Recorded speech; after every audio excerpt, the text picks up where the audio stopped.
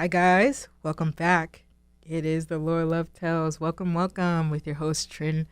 If that's what you want to call me, that's my nickname, Trin or Trinity.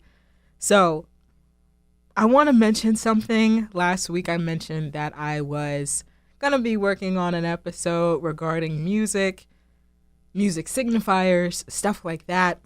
And I realized when I started uploading my podcast, because I put it back on podcasting streaming platforms, Spotify emailed me and they were like, hey, you've got some copyright in here. Either take it out in the next 3 days or we will. So I was like, oh, okay. So I went back in and I cut out the Jaws theme music because last week we talked about Jaws. If you want to know what I talked about specifically, you can listen in on the Lore Love Tales podcast, wherever you find your podcast, or if you're a visual watcher, it is on my YouTube channel. It's only Tren, Tren. So yeah. So on top of seeing Jaws in theaters, I think I went over that. We'll figure that out. I still want music in this show, but we'll figure that out. But yeah, on top of seeing Jaws, I actually saw, I was going to say I saw a lot of movies over the summer, but I don't know if it was a lot. I feel like I was in the movie theaters a little more than I had been in the past few summers. I'll say that. But on top of seeing Jaws, I also saw Superman. I saw Superman not once, but twice, and I really enjoyed it. But it made me think about a lot of other depictions of Superman. But it also made me think about why there's so many evil Superman alternatives. Like, why are there so many people, so many of those tropes? And I've noticed not a lot of people are rocking with it. I don't think people argue that it's something that can't be done well. I don't think that's the case at all. I just think that some people are just kind of tired of doing it because it's just kind of an insult to the Superman name, right? So I do want to mention this first. I don't know too much about, I think I have a very base level beginner knowledge about Superman and Superman lore. What I'm about to be telling you in today's Tuesday hour is just simply how I view Superman, a little bit about the evil Superman alternatives and why they're different from Superman. I may be ignorant in some of these things. Not to say I'm not going to completely diss Superman or anything like that. No, I'm just saying I don't have a full-on knowledge as someone who's probably read the comics, who's watched all the versions of Superman, who's understood everything that comes to Superman. I'm just saying I don't know too much. Do I want to know more? Absolutely. If you have any comics that you recommend, any comics that you think would be nice, some comics to refrain from, let me know. If you're probably listening live, I'll let you know how to do that in a sec. And then I record every week. So if you're watching right now, drop a link or drop a comment in below and everything like that. So I thought a lot about this topic, not just because I had to think of another topic very quickly because of the music thing and I didn't want another copyright 2 times in a row. I didn't know how that was going to do. But I was just thinking about the movies that I watched, and I feel like I had been seeing a lot of Superman things on my timeline, specifically on TikTok, and a lot of Invincible, mostly. And then I kind of realized I can't help but think of Superman in these situations, like when I watch Invincible and I see Omni-Man, and when I see The Boys, into which I'm going to talk about Omni-Man and Homelander because those are the 2 biggest depictions of the evil Superman trope that I see all the time. But I'm going to talk about Omni-Man first. So the initial thoughts when I saw it, apologies if you haven't seen Invincible. There will be some spoilers if you care about that. If you're listening live, you might just want to listen in at another time. If you're watching on this video, I'll put in a timestamp for you to skip. But needless to say, on the very first episode of Omni-Man, I was in for a whirlwind. I was like, I thought Omni-Man was compelled or controlled or somehow because of how he was depicted so well in the beginning of the episode, and he just went crazy on all the Guardians of the Globe. into which I was like, oh, this is supposed to be like the Justice League. And then when I saw Omni-Man, I was like, oh, this is Superman. Like he's also an alien, and he's kind of has that pose, stuff like that. I get it, I understand it. And when he went ham, I was like, who's controlling him? Because I already had that instinct, that idea that this is like a Superman adjacent character. This is a man that shows up no matter what for the sake of the people, for the greater good. And I was like, oh, well, this is not the show that I thought it was going to be. But to my knowledge, I found out a lot more things later.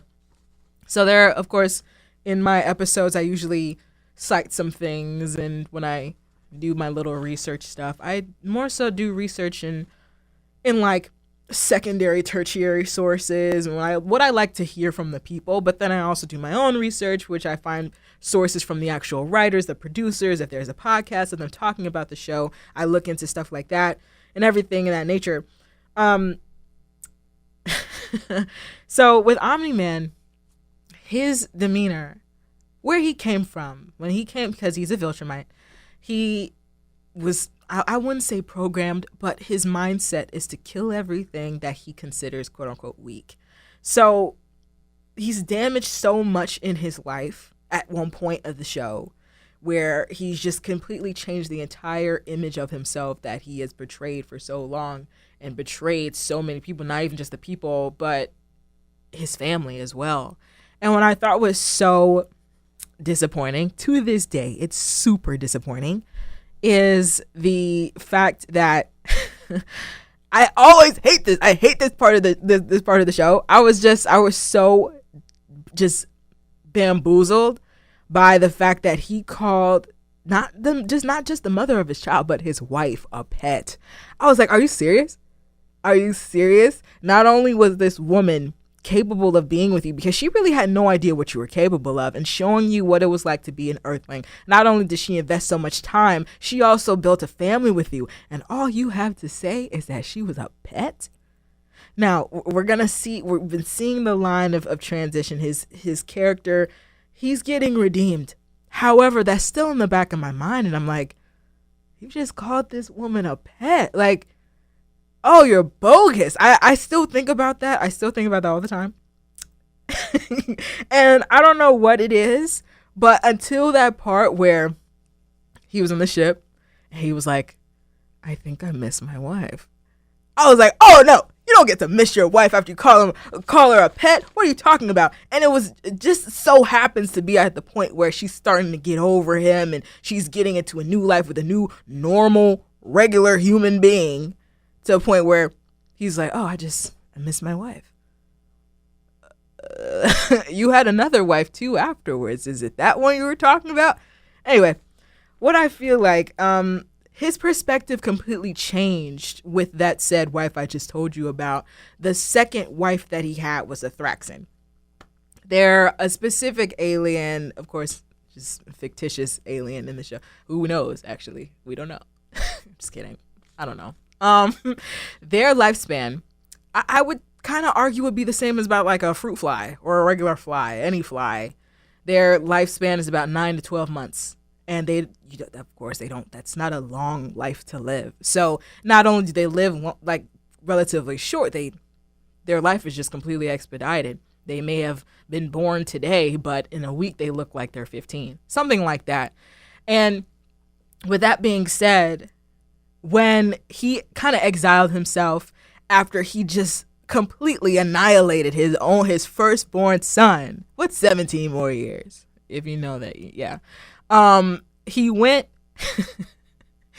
he exiled himself to a point where he thought he was just on the edge, he was on the brink, until he ended up saving the Thraxans, and he ended up finding this woman that he fell in love with, and he had another child. And that is who we know as Oliver now, who has grown very quickly, even though he's half Viltrumite, half Thraxan. So there's no human in him at all. So we don't know what he is. Oliver and Mark are the first of their kind. Mark is the first person who was born a half human, half Viltrumite. Oliver, half Thraxan, half Viltrumite. Now, where I'm getting to this whole evil Superman alternative thing is his ideas, not quickly changed, over the course of the show, his feelings towards other lives has changed exponentially. I wouldn't say linear. It's very exponential. So he noted how small the lifespan of the Thraxans were, and how much could be taken into account of this life. How many memories could be cultivated, how many laughs could be shared, how important this life needs to be cherished for these 9 to 12 months. You come and go. And this is coming from a Viltrumite. They live for thousands of years. That's why he viewed his first wife as a pet, because he had first had this idea that, oh, they just come and go. You know, after a while, you just lose count of how many they're just gonna keep dying. And I'm like, it's kind of a lousy way to think. However, he seems like he's a good, redeemable character. After a while, I'm still kind of on the edge. You know what I mean? That was such an interesting take to me. The whole pet situation. What else was I going to need to do? Oh, right. Homelander. Homelander is kind of the big kahuna. Homelander is the biggest adaptation. I wouldn't even say that he is a Superman alternative, because I don't even think the idea was to depict him as Superman. I just think, because again, like I said earlier, I can't help but think, oh, Superman, especially since he had laser vision and stuff like that, and he has that Superman pose. But that's just been a whole facade. That's just PR. You know what I mean?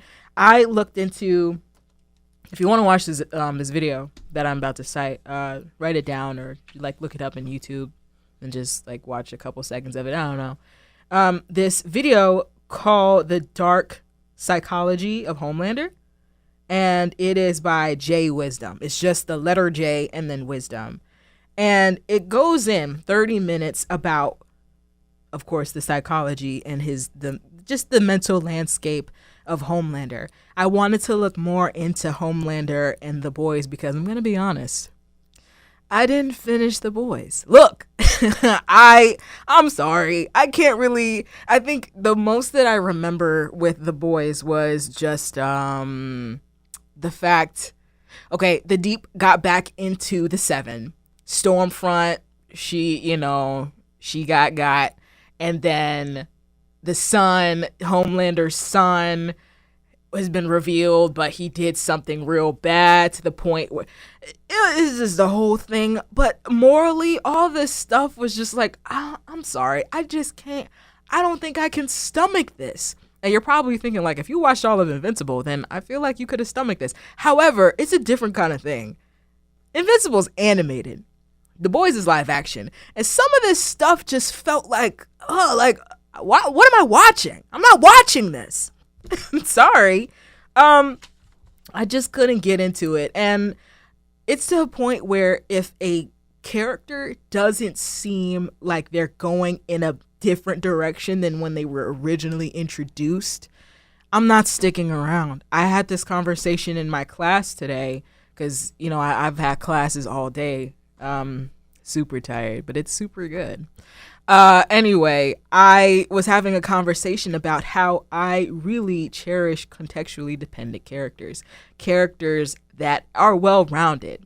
This is dependent on what the archetype is, though, because I made a video. I'm gonna just mention that I made a video about how people don't like villains with a backstory. They want villains to be specifically evil all the time, and I was really interested about that. And I looked into, if you want to see more of that that video, I think it's called People Don't Want Relatable Villains Anymore or something. I'll link it in the description or something, or however people do it on the YouTubes or whatever. But if you're listening, you can look into that. It's pretty chill. It's pretty fun. I had a lot of fun making that video. Anyway, I like characters that have understood where they are in their lives. It's not the same, and they're better. Like, they're slightly better. I'm not saying I need a complete 360, but you're changing somehow, because growth is different for everybody. But what I've just been seeing this entire time is that Homelander's narcissism is just being fed. Like, it's getting worse. people are feeding his narcissism. And I'm like, I don't like this. I feel a little uncomfy. And it's not, and on top of that, everyone's surrounding Homelander because we understand the Homelander, they want to take down this monster. I'm just like, it seems like everyone's trying to be the villain in this show. I get it. The main thing is trying to take down this so-called pharmaceutical company. But I feel like everyone's losing themselves and losing their morals to just try and get back at this very damaged human being. I understand when people say, fight fire with fire, but like, when do we get the water? When does the water show up? You know what I mean? So with Homelander in The Boys, for context, if you're not aware of The Boys, it's a show about this like I said, it's like a cover-up pharmaceutical company that actually has these drugs, these like performance superhuman power drugs that people assumed in the outside world that these were people who just had who were just born with just really cool powers. But in hindsight, there were people who paid for their children to get these drugs, to get these tests, and to start, experimenting. And once they found out who was the strongest, who was the best, they would be brought into the Seven, which was like the big, group, which again is another parody of the Justice League. So I was like, all right, that's just how it is. But what I really vision, and I was really curious about, is why people are so adamant about changing the name or like changing the narrative on a superhuman, not even a superhuman because Superman's not a human, an alien that in the beginning, he's doing everything that he can for the greater good because that was a message sent from his parents. And people are bending it. Like, what if he didn't? What if he disobeyed his parents? What if he used his powers for evil?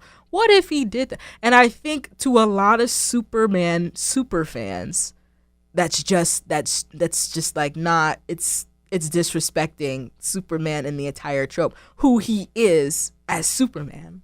Superman is a man that shows up in his suit. And I was looking at my notes, who shows up and he fight. I just, I don't want to be ignorant to it, but I'm like, it seems like it's very clear to me that Superman was this out of world alien, came down, got raised by two farmer parents, and raised them as he was a regular human. And that's what he has. He has that humanity. The fact that an alien possesses more humanity than a lot of people that are actually humans is the whole thing. And the difference between Superman and Homelander and Omni-Man is that Superman has that start. He has that upbringing. And I think Omni-Man was born into hate. Homelander wasn't born into anything. He was just brought up in a lab. And you have Superman who if he had landed somewhere else, maybe he would have found his way. But he found the two people found him, and he brought him up to be the greatest person that he could possibly be. And I thought that was really cool. I think the idea, and I think if I'm wrong, let me know. I think Superman was he the first depiction of a superhero? I mean, I would think so because his name is Superman. Again, like I'm saying, I'm a bit ignorant, so you have to let me know. With all of that being said, I just felt like this is it's a kind of weird take, taking something good and then bending it and like, hey, mix it up.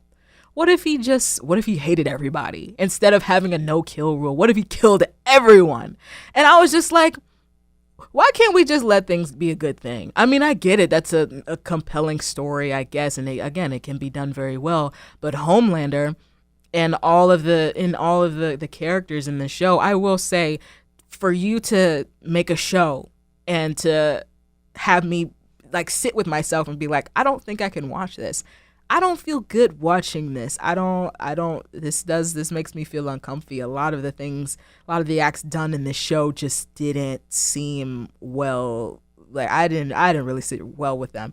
And for you to do that, and for me to actively just not watch the show in general, I think that makes you a pretty decent writer. I would give you hats off to you. You know the amount of times where there are people who really genuinely hate a character, but if they see the actor that portrayed the character, they just view them as that character, and they have this like this weird vendetta.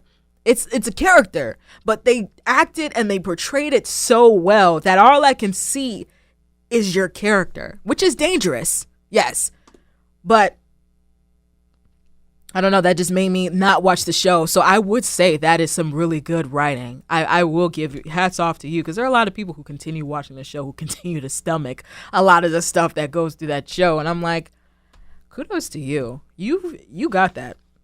For real.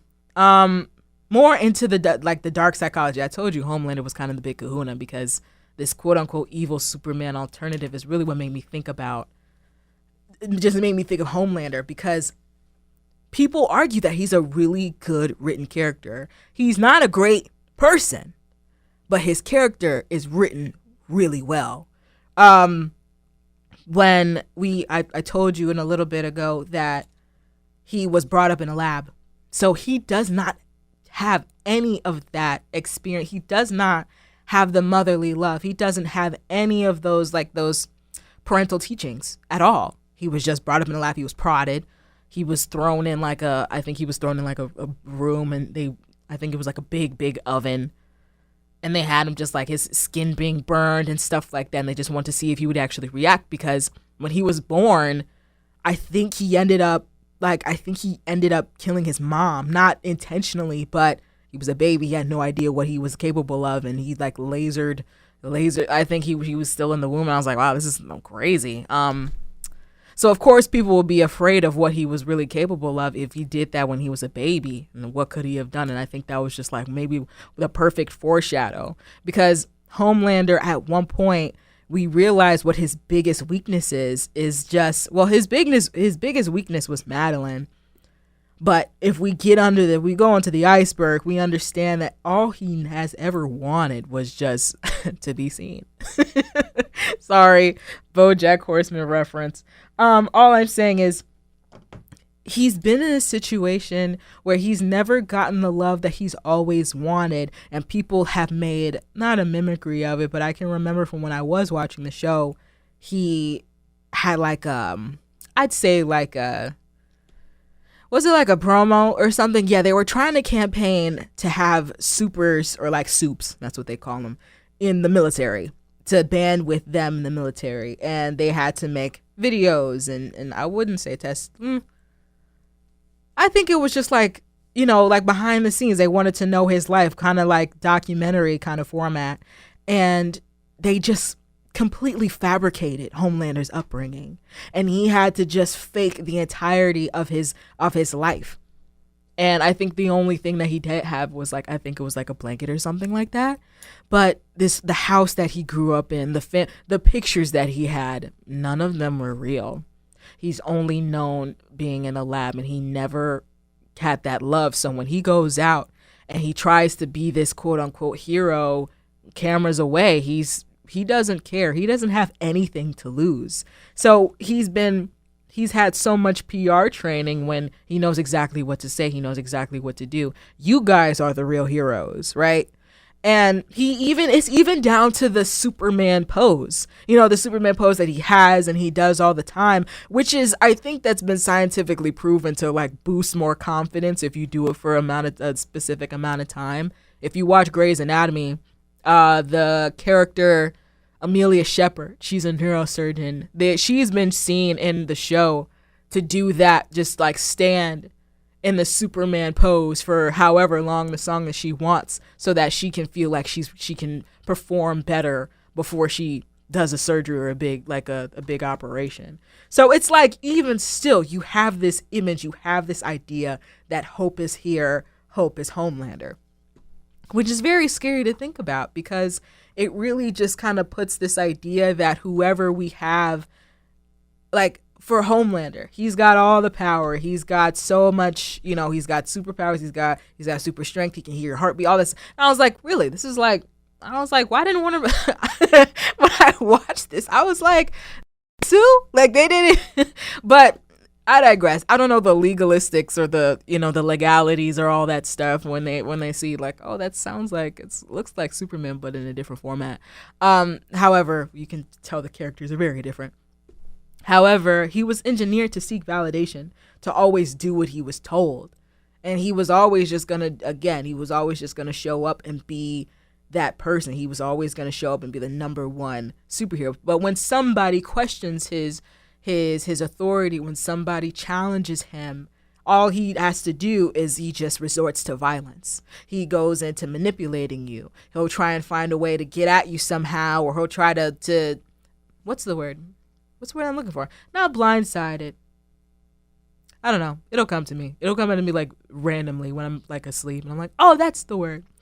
He'll come out of nowhere and just resort to violence, and all of a sudden you don't even remember. All of a sudden you're like, you know what? Never mind. And that fear is what makes him that character continuously. Not even fear. I think he has shown exactly who he was in front of the public, and people have applauded him for doing so. And when he thought it was all done for him, like he was out, you know what, they saw the real me, no one's gonna like me, they applauded that, and they don't realize the biggest mistake that they ever made was doing that. And when it comes to Superman, I feel like he's different. Superman doesn't seek validation from other people. He does this because that's the right thing to do. It's not a thing where you're trying to, I take 20 credits, y'all. I am gonna utilize this education that I've, my parents paid good money for me to go to school, to finish school, and I take a lot of classes and I read a lot and all the stuff that I learned. So you're gonna hear about it because, you're gonna hear about it. However, since of course media is my field of interest and stuff like that, the whole media industry as a whole, I learn a lot about ethics, what's morals, what's morally good, what's morally bad, and everything like that. And not only do you learn about the difference between ethics and morals. Morals is focused on you as an independent person, and ethics is just focused on an entire system. Morals,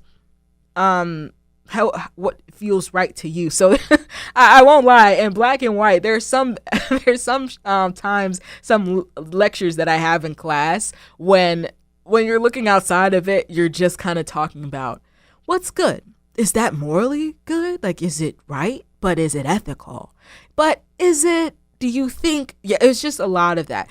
They're all mind, they're stimulating my brain. Absolutely. Because we try to challenge, okay, this might be, and he never said some things were legal. We just asked if they're ethical.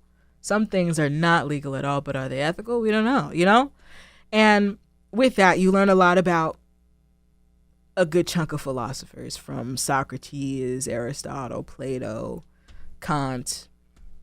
Who else did we just learn about? I have my notes right here. Sometimes my brain gets a little fried from learning a whole bunch of information. My second and third class are 10 minutes apart. So when I finish my my public relations and advertising ethics class, that lets out, and then I only have 10 minutes until my next class, and it's like, okay, another class.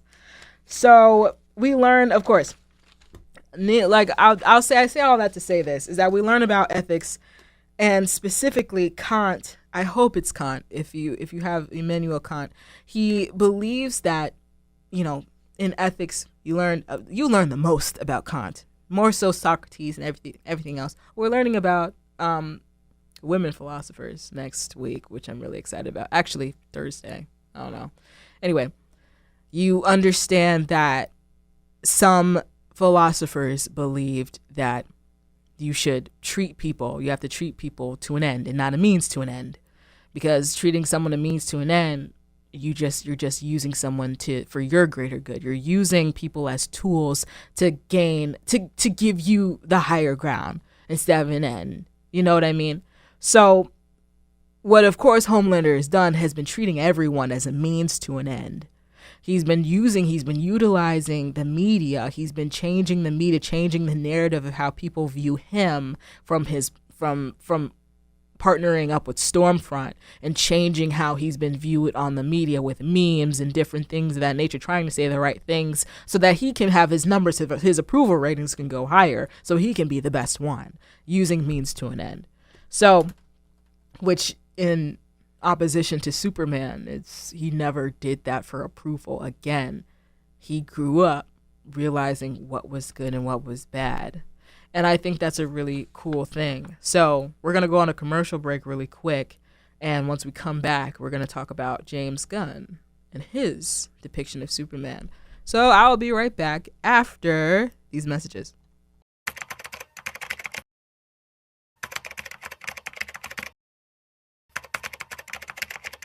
All right, guys, we are back. Welcome back. You're listening to Radio DePaul, Chicago's College Connection. This is the Lord Love Tales with your host, Trinity Gwen, and we've been talking about why are there so many evil Superman alternatives. So we talked about Homelander and Omni-Man. I feel like I can talk about that for a very long time, and because I don't know, I just love character analyses. However, I want to talk about James Gunn's Superman and why people really like him so much. I think there was so much anticipation for his role specifically. And I think it was just like this specific. Everyone was like, oh my gosh, Superman is back. Like stuff like that. People really loved this version of Superman.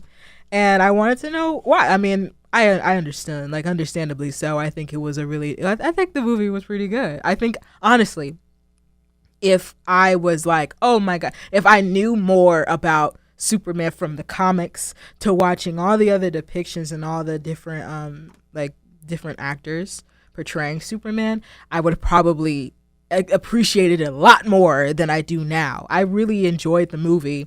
I saw it the second time. I was late seeing it with my family because we ended up going to the wrong movie theater. We were supposed to go to Hollywood Boulevard and we ended up going to Hollywood Palms. I thought, but luckily it was like 20 minutes away. But we had gotten into like a part of the movie already. However, I already saw it. So anyway, I have the That Is Being Human monologue for you guys that I wanted you to hear. I hope this doesn't get copywritten. I don't know. We're going to try it out. We're going to see. It's not music. However, I'm going to play it and then we'll talk about it. You piece of shit. Alien! That is where you've always been wrong about me, Lex. I'm as human as anyone. I love, I get scared. I wake up every morning and despite not knowing what to do, I put one foot in front of the other and I try to make the best choices I can. I screw up all the time. But that is being human. And that's my greatest strength. Okay. This is a Catholic university. I forgot, I didn't know he was gonna cuss right there. I kind of forgot, guys. However, that's like, disregard that. Anyway, that's my greatest strength, is being human. An alien saying, and that is what makes him the strongest that he is realizing that he does get scared. He wakes up every morning and despite not knowing what to do, he puts one foot in front of the other and tries to make the best choices that he can. And that's just that's being human. And that's his, and I love that he has seen himself as a human as well, because if we're going to be technical, he's not technically a human, but he views himself as such and he has every right to be. What I thought was really cool from my class, which is my the art of storytelling class. It's the first class that I have of the day. It is, let's see. I'm going to look up a picture because last week we talked about the elements of a story, the essential elements of a story. And a lot of them, I had to take a picture of it. So a lot of it was character, setting, time and place, series of events. It has to be descriptive. It has to have humor, it has to have levity. The protagonist changes. Like I said a while ago, there needs to be some sort of change. Simple language, clarity. I said a couple of these. I definitely said character, but the main thing that I wanted to mention and highlight was familiarity and what's it? I think it was like dynamic plot points and the protagonist changes, stuff like that. Familiarity.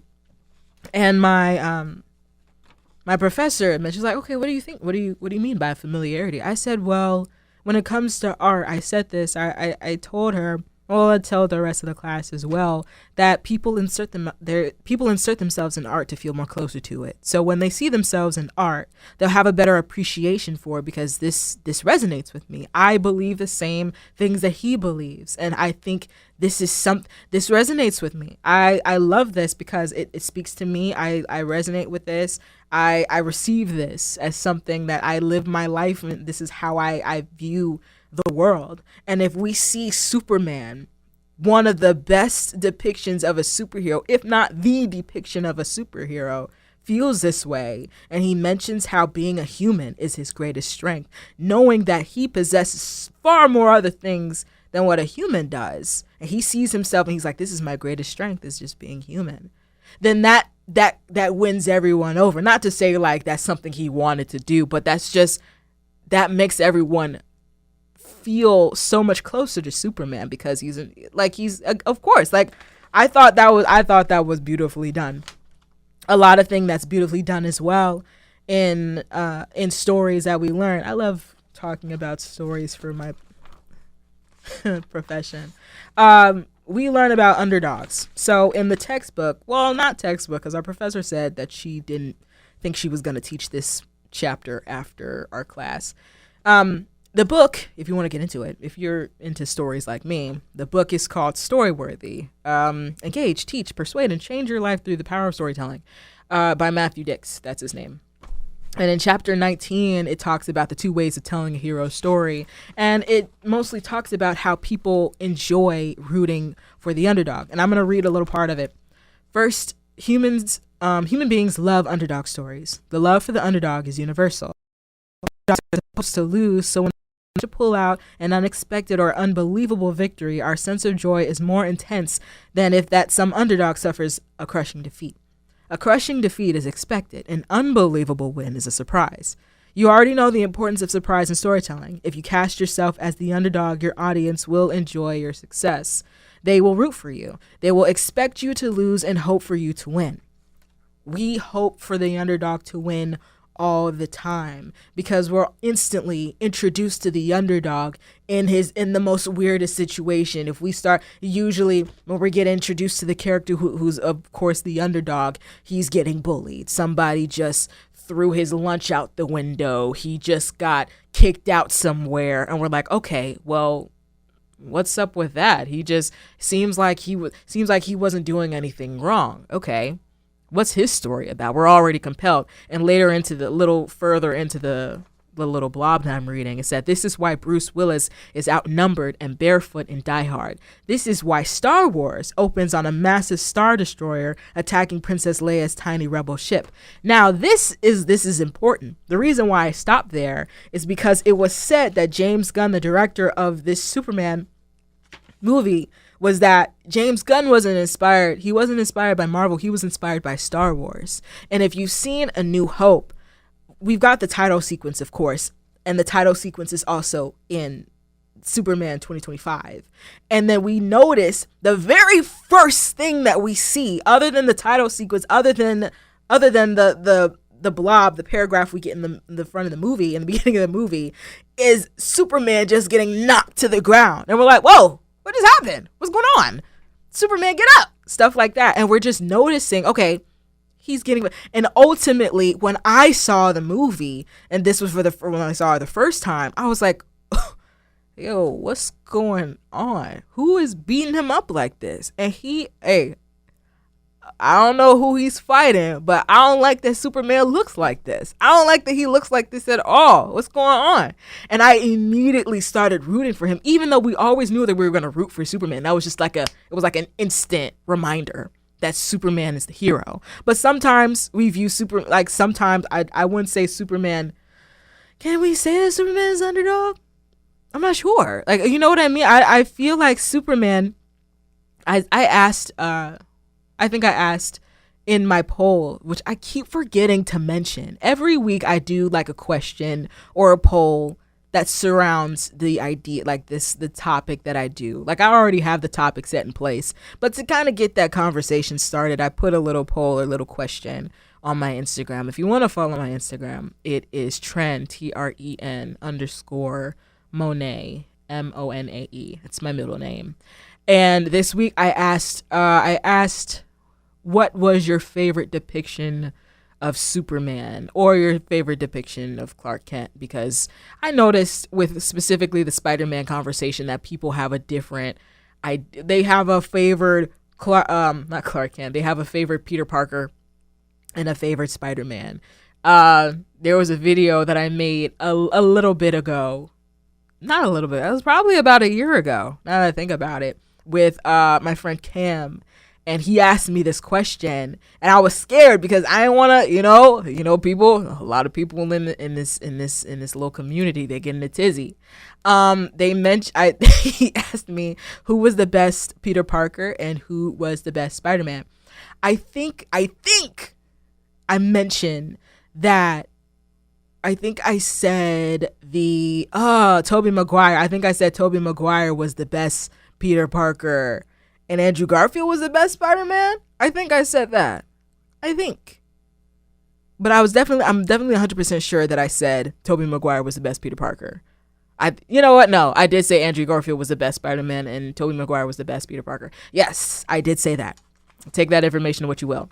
However, what was I getting at? Oh, I mentioned, of course, when I said James Gunn wasn't inspired by Marvel, inspired by Star Wars, I thought it was really cool because people have this constant need and constant desire to pin DC and Marvel against each other.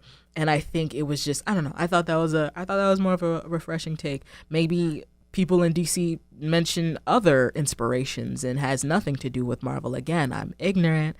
I don't know, But I think to my core that a lot of people just kind of subconsciously watch a DC movie and they're like, I'm thinking of Marvel. And like, you just have to think of not have to, but sometimes I mean, DC and Marvel are just, when you think of superheroes and you think of like superhumans and stuff like that, you can't help but think of DC and Marvel. I think I mentioned DC having the best villains though, right? I think I said DC had the best villains. Arguably. However, I have in my notes here about, like I mentioned about great storytelling. Has a story of anybody that I feel like a good story to me. Bye. Sorry, our manager just left and I said bye to her. Anyway, I was talking about how an underdog story, an understudy. I think that's what I was thinking in my head. Anyway, an underdog story. I think a story with a character that has a change of heart, a change of mind, something that makes me feel like, okay, you're changed. I'm not the biggest fan of a flat character. If you've gone through something, if you have a specific set of ways and for an hour and a half you haven't changed at all, I don't know, it just doesn't really sit well with me. If you haven't found yourself in a different perspective or slightly bent perspective, I feel like my time was wasted. I feel like I just don't view, if I don't view humans that way, I don't view fictitious characters that way. And there are a lot of characters out that way who have just been the same for decades, especially if they're characters that have been made a long time ago and people have just been continuously picking up these characters and making different shows and stuff like that. That's another story. I think I'm done. I'm going to talk about the Joker in one of these episodes. I think because the Joker is probably one of my favorite villains. One of them. I talked about the Joker in that villain episode. Anyway, that's my gripe with flat characters. I think a lot of flat characters and a lot of strong characters can coincide with each other. Absolutely. However, if you just, I don't know, I think strong characters, of course, flat characters do make strong characters look better and strong characters make flat characters look flat. we do understand that there are some people in our lives who just are flat. There are some people out there who have a flat character about themselves, and much later they realize maybe this is something that I need to change. Yeah, I really love that class. It's super cool, and it's definitely opening up my storytelling side of my brain. As much as I adore storytelling in of itself, I do love having conversations such as this. Reliance on the good guys, quote unquote, the good guys doing the good, when in reality they commit more harm. I'm kind of reverting back to Homelander and a couple of politicians. However, this is what makes me think there are a lot of people, maybe that was a kind of an idea, a goal, that people continuously make this evil Superman trope, this archetype, because maybe they made the idea that maybe people shouldn't rely on someone who is capable of saving the world. Maybe we make him someone that is just seeking his own validation, someone who just wants to make himself look good, but in hindsight, you don't want him as a friend. You don't even want him as an acquaintance, you know? And when I think about it, then it just stands this question: should we really rely on people with people who have this much power? I'm not speaking in like Superman in this situation. This show is all about the cultivation theory, about how we view people with a lot of power, and then just how, cultivation theory, access exposure to same tropes in media, same scenarios in media, and how does that cultivate the way that we live? And I usually sneak that in there because that's the point of the show. Should we really rely on people who have quote unquote power and rely on them to do that good? We know a lot of people often feel, I wrote in my notes, people often feel that billionaires should do something with their money for the good of mankind. When we all know that there are so many people out there who have billions upon billions of dollars. If someone robbed them of $1 million, they couldn't tell. $1 million to a billionaire is like probably $10. It's probably a different amount. Please don't. Math is not my strong suit, but you know what I mean. It's like, it's nothing to them at that point. However, people believe that, if somebody who had, say someone has $7 billion, they could save people from world hunger, save people from this. We can have world peace if a whole bunch of billionaires just band together and just get in their little philanthropist bag, But people aren't entitled to that because, when people see money, they get in a different light. They get real antsy. They get really selfish. They get really greedy. So again, people feel that the strongest should step out for the greater good of the people. But will they? Should they? And if they end up being in that strong suit, in that idea, in that window, will they realize that the wrongs that they've done? Will they realize that that's something that they need to change? Like, should they? Should they realize how they ended up like Omni-Man when he nearly killed his son? Was it then where he was like, you know what? I have to look back and I have to turn away from those old ways that I grew up. This is my family. This is my flesh and blood. I cannot live the way that I used to. Or will you end up like Homelander, where you're just constantly fed the same, you're constantly just fed your narcissism every day. Like you got your kick, you got your start, and here you are. You're the same person, but even worse. So that's the end of today. So next week, that kind of feeds into what we're going to talk about next week. What did I call it? I usually write a draft of notes and then I print them out. That's just my style. That's just who I am as a person.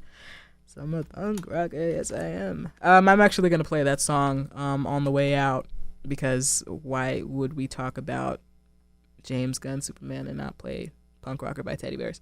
However, we're going to talk about the reverse underdog story, the story of somebody who has nothing, builds his way up, but he doesn't use he forgets where he came from. He forgets that all from a movie that I watched that I won't tell you, but I'll put some hints in these next few messages. So The way that you want to get in touch with this show, you are listening live. If you want to listen live again, Tuesdays, 6 p.m. to 7 p.m. CST, come around, stay a while, have a snack or two. And if you want to listen, if you came in late, then you can listen tomorrow early morning on Wednesday, the Lore Love Tales, wherever you find your podcasts.